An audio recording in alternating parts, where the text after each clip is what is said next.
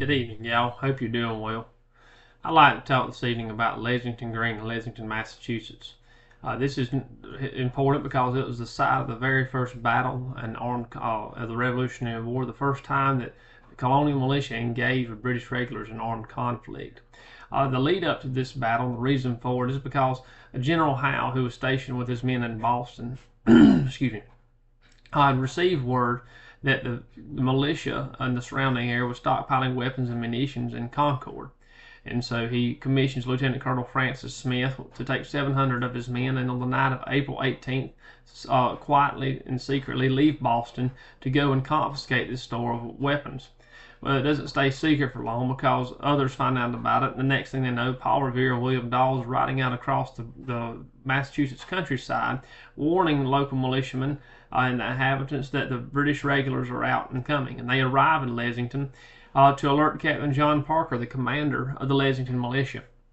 Revere and Dawes also, while in town at Lexington, alert John Hancock and Sam Adams to the oncoming threat of the British regulars, and they had been staying at the Hancock Clark parsonage there in Lexington for some time at this point, meeting with the Massachusetts Congress. Captain Parker then assembled his men on the militia green during the night, meeting at Buckman Tavern next to the village green. There they awaited word of the regulars' movements from scouts who had been sent out. According to Robert Middlecoff, that he writes that on the morning of April 19th, after receiving word that the regulars were near, the drum sounded at 4:30 for the militia to assemble on the green. And by 5 o'clock that morning, the morning of April the 19th, when the British regulars marched into Lexington, they were met by approximately 70 militiamen. Captain Parker ordered his men there on the green to stand your ground. Don't fire unless fired upon, but if they mean to have war, let it begin here. Major John Pitcairn of the British regulars was commissioned to move 6 companies of light infantry onto the green and to assume battle formation. He stepped forward with several officers and demanded that the militia lay down their arms and leave the field.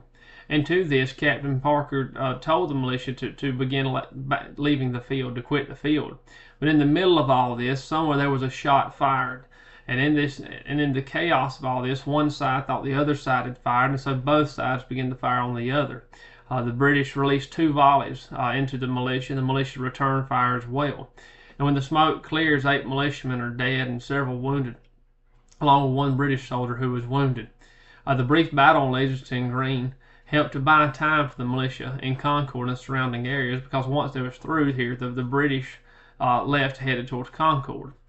What has been done to preserve this battlefield, according to the American Battlefield Trust, the first Revolutionary War monument in the country was established on Lexington Green in 1799, honoring those who had stood against the British regulars and who had died. Since then, multiple monuments have been placed on and around the green over the last 250 years. Also, the bodies of the 8 men who had been killed at Lexington Green were reinterred and buried there at the original monument in 1835.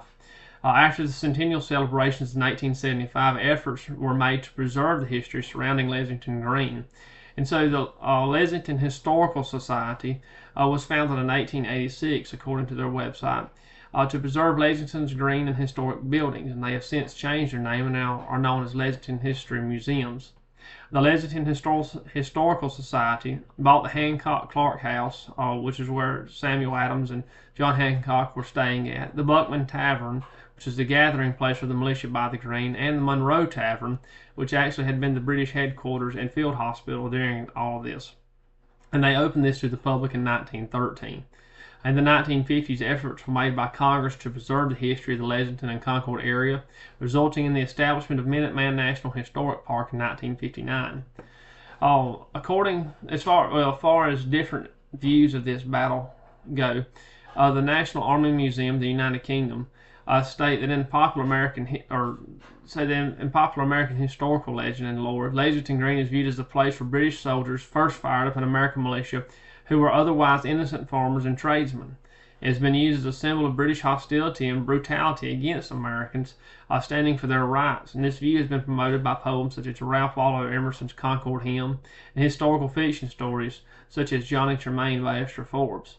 A more balanced view sees the militia as members of a larger movement that had been preparing in the event that a fight should occur between the Massachusetts militia and the British soldiers stationed in Boston. The militia were a part of a larger movement in the Boston area that had been resisting British authority. As far as field trips go, this would be a great place to go for a field trip to take students to. There's two options: booking a Battle Green tour with the Lexington Visitor Center or with the Lexington Historic Museums, where a guide in colonial dress will lead student groups on a tour of the Battle Green, monuments, and historic buildings and sites. The benefit of this option is that the group will receive exclusive attention and there will likely not be large crowds. The other options you have is attending the Patriots' Day celebrations in April, where a reenactment of the battle is held. And this option allows for students to have a better perception of the battle and the events that took place. Historic buildings and sites are open, but there may not be an opportunity to have a guide. And the negative aspect of this is having to manage multiple students in a large crowd. I was there at the reenactments this past weekend, and being the 250th anniversary, the crowd was rather large and hard to maneuver around. But either option is a great option, and I highly recommend, if you have the chance to go or to take students there, to take advantage of those opportunities. Thank you.